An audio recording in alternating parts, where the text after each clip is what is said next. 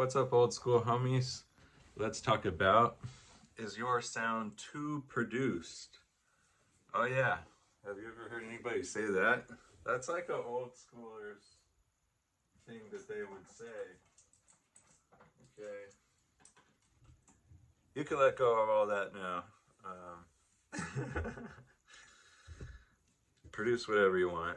The problem with people crying about that is it starts on everybody who doesn't actually play music but still makes music.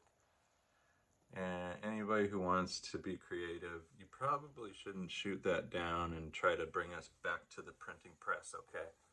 We don't want the printing press. First, people got mad about the printing press. And now, as time goes on, you have to accept shit. You know what I mean?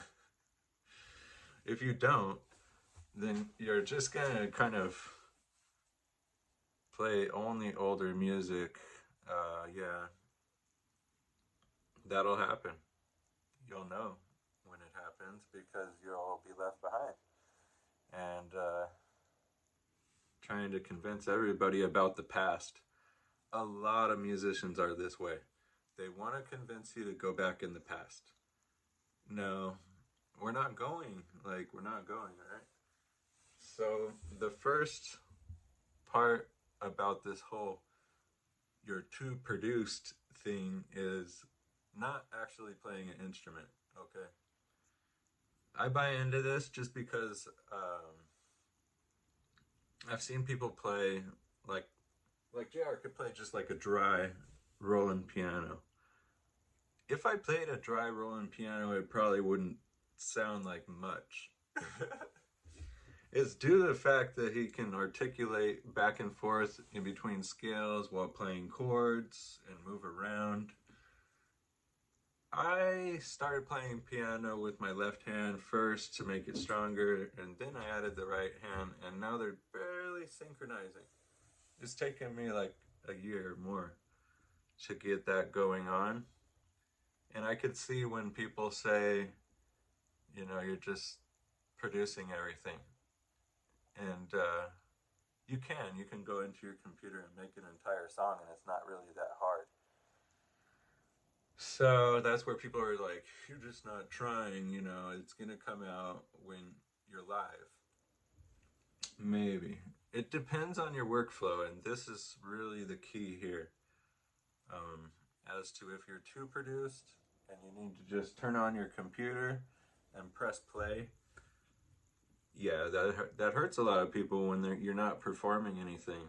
And that'll mainly happen in like rave music, electronic music, where the artist goes up there, they push play, and then they kind of like move around like they're doing stuff, but they're not doing anything.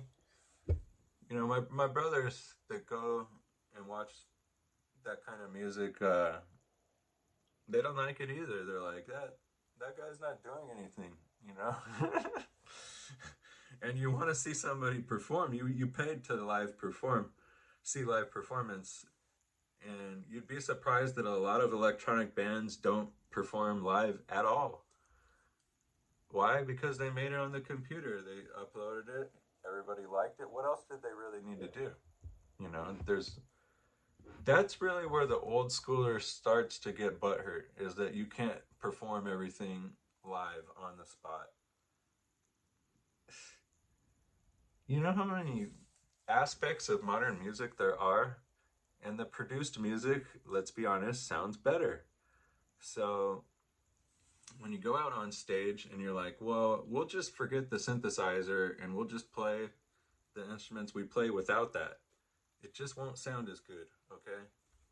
So you need to work it out and figure out how you're going to create a workflow that you can do live. This is something I learned from Larry Chronic Jr. a long time ago, and he told me, if you're too produced, you're not going to be able to play live. And if you can't play what you recorded live, then people aren't going to want to watch you. So, for me personally, it started out where I was trying to play with JR's band, and that band didn't work out. So I was on my own, and I didn't really want to make something inside the computer. Like I really wanted to play something all by myself. So I made drum loops and I auditioned them over and over until I really liked each drum loop that I had. And then I found uh, nice patches in the keyboards that I had to go along with the drum beats that I made. And I felt really good about it after I did it. And I was like, wow, this is starting to feel like songwriting. This is starting to feel like something that's actually turning into theory in my head, like moving different notes back and forth was making it easier for me to do it on other songs. And I was getting better as a musician. So, yeah, any of my piano parts would probably be very simple to program into the computer.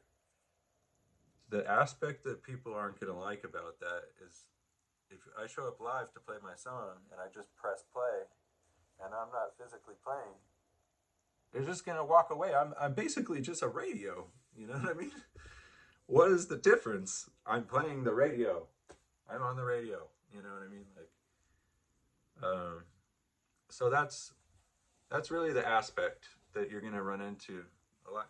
It's happened to me that I've seen bands that I really like their CD. I went to see them live and they totally suck. All right? They totally suck. You know they suck and it's okay. You know, sometimes you accept that. Now that same band has cost $800 to see their show.